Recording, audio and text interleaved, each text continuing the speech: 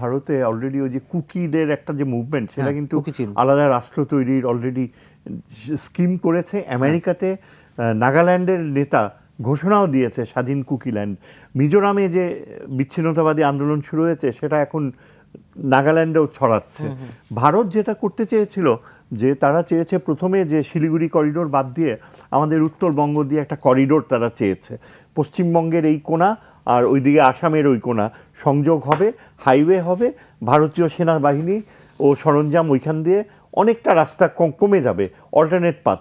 আরেকটা যেটা সেকেন্ড ইয়ে করা হয়েছে যে পদ্মা ব্রিজ, পদ্মা ব্রিজের রেলওয়ে কানেকশনটা আসলে একটা হোয়াইট এলিফ্যান্ট, দিনে হয়তো 2টা ট্রেন যায়, তার জন্য রেলওয়ে ব্রিজের প্রয়োজন ছিল না। ভারতের জন্য এটা করা হয়েছে। শোনা যায় ভারতের ম্যাসিভ রেলওয়ে মুভমেন্ট হবে ফ্রম ওয়েস্ট বেঙ্গল টু আগরতলা, অনেক সময় বেঁচে যাবে, অনেক সহজে। আর যেদিন এই যে ছাত্রদের ইয়েটা সাকসেসফুল হলো, তার এক সপ্তাহ পরেই কিন্তু ওপেন করার কথা ছিল এই আখাউড়া করিডোর। ওইখান দিয়ে ভারত ত্রিপুরাতে তার continuous flow of arms and troops ঘটত পথে। এখন চিন্তা করেন, এটা কিন্তু বাস্তব হতে যাচ্ছিল, এগ্রিমেন্ট হয়ে গিয়েছে, রাস্তা ইজ রেডি, এখনও কিন্তু ওই রাস্তা রেডি, ইউজড হয়নি। এবং সরাসরি কিন্তু চায়না তাহলে আমাদের জন্য হুমকি। চায়না বলেছে যে আমরা নিউট্রাল থাকবো। চায়না সাথে ভারতের উত্তর পূর্ব ভারতে যে ডিসপিউট রয়েছে, সেখানে চায়না কখনো চায়নি যে বাংলাদেশ কোনোভাবে ভারতকে রাস্তা দেবে। এটা চায়নার জন্য একটা বড় হুমকি হয়ে যেত। লাকিলি সেটা হয়নি। এখন ভারত চাচ্ছে যে এই যে আপনি বে অফ বেঙ্গলের কথা জিজ্ঞেস করলেন না, বে অফ বেঙ্গলে কিন্তু হচ্ছে সি রুট। যদি আমরা করিডোর না পাই, যদি আমাদের পদ্মা ব্রিজ দিয়ে ওরা না নিতে পারে, যদি শিলিগুড়ি করিডোর বন্ধ হয়ে যায়, তখন একমাত্র এসেনশিয়াল রুট হচ্ছে এই বে অফ বেঙ্গল কোস্টলাইন ঘেঁষে সিটওয়ে, আরাকানের রাজধানী সিটওয়েতে তারা $1 বিলিয়ন খরচ করে পোর্ট তৈরি করছে। এবং এই পোর্টের মাধ্যমে তারা চিন্তা করি, কলকাতা আমাদের কোস্টলাইন যে এই যে রামপাল বিদ্যুৎ ইউনিট যেটা, ওটা কিন্তু ওদের নেভাল মনিটরিং ইউনিট, ওইখান থেকে অবজার্ভ করে ওদের ওই আমাদের কোস্ট ঘেঁষে, তারপর সমস্ত র্যাডার সিস্টেম কিন্তু ওরা নিয়ন্ত্রণ করে। এখনও আমাদের র্যাডার সিস্টেম ভারত নিয়ন্ত্রণ করে, কোস্টাল র্যাডার। ওইখান থেকে তারা সিটওয়েতে যাবে, সিটওয়ে থেকে কালাদান রিভার প্রজেক্ট যেটা ওরা বিল্ড করেছে, কালাদান রিভার দিয়ে মিজোরামে ঢুকবে, 90 কিলোমিটার রাস্তা। কিন্তু আরাকান আর্মি সেটা নষ্ট করে দিচ্ছে। সিটওয়ের আশেপাশে দিয়ে ওই রাস্তা চায়না বলছে আরাকান আর্মিকে ডোন্ট অ্যালাউ। সো এইখান দিয়ে তারা আমাদের যে এই যে কোস্টাল বেঙ্গল ফলো করবে, এটাকে নিউট্রালাইজ করার জন্য আমাদের কি করা দরকার?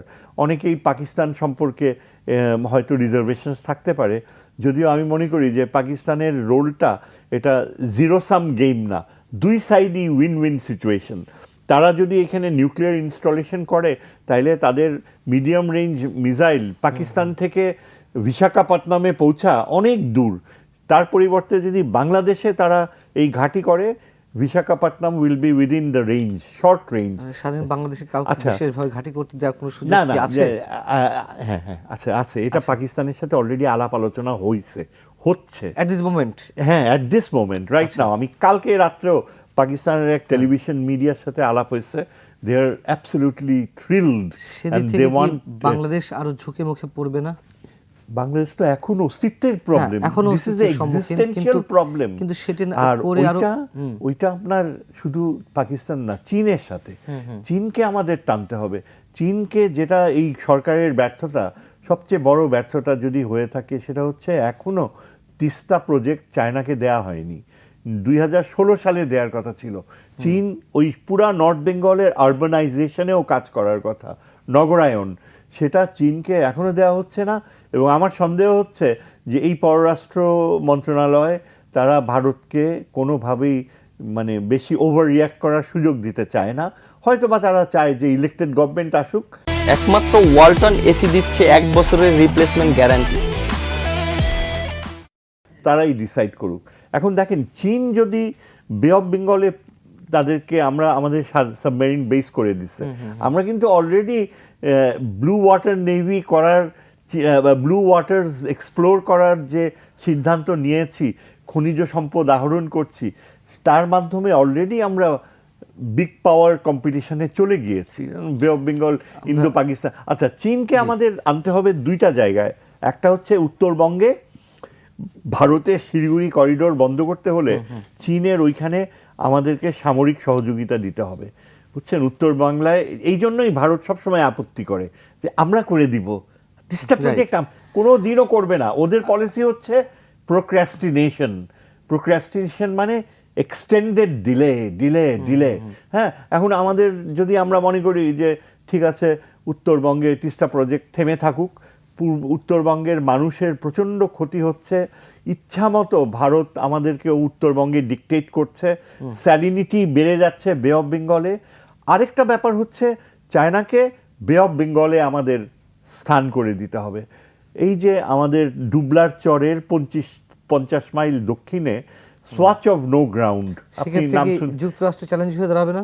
হ্যাঁ, যুক্তরাষ্ট্র কি সেক্ষেত্রে চ্যালেঞ্জ হয়ে দাঁড়াবে না বাংলাদেশের জন্য? হোক, যুক্তরাষ্ট্রের অনেক ক্ষেত্রে অনেকেরই চ্যালেঞ্জ হয়। পাকিস্তানের ভারত যা খুশি করছে, নেপাল চীনের সাথে রেলওয়ে লিঙ্ক করে ফেলছে, কই যুক্তরাষ্ট্র কি আটকাইছে? যুক্তরাষ্ট্র আটকায় না, তারা হইচই করে। হ্যাঁ, ভারতকে স্যাংশনস দিচ্ছে, তাও তো ভারত ইয়ের সাথে। আমরা আমাদের স্বার্থ যখন দেখব, সোয়াচ অফ নো গ্রাউন্ডে, এটা হচ্ছে হিমালয়ের চেয়েও গভীর ট্রেঞ্চ, ম্যারিয়ানাস ডেপথের পরে সেকেন্ড ডিপেস্ট, 2000 কিলোমিটার, এবং সরাসরি মার্কিন নৌজাহাজ আসে এইখানে, এত গভীর যে ওইখানে 6 মাস সাবমেরিন বসে থাকতে পারে।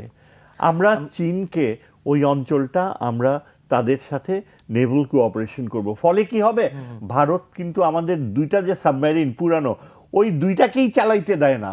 নেভাল অফিসারদের জিজ্ঞেস করে দেখেন, দুটা সাবমেরিন গভীর বে অফ বেঙ্গলে গেলেই ভারতীয় নেভি বলে এই যা ভিতরে যা।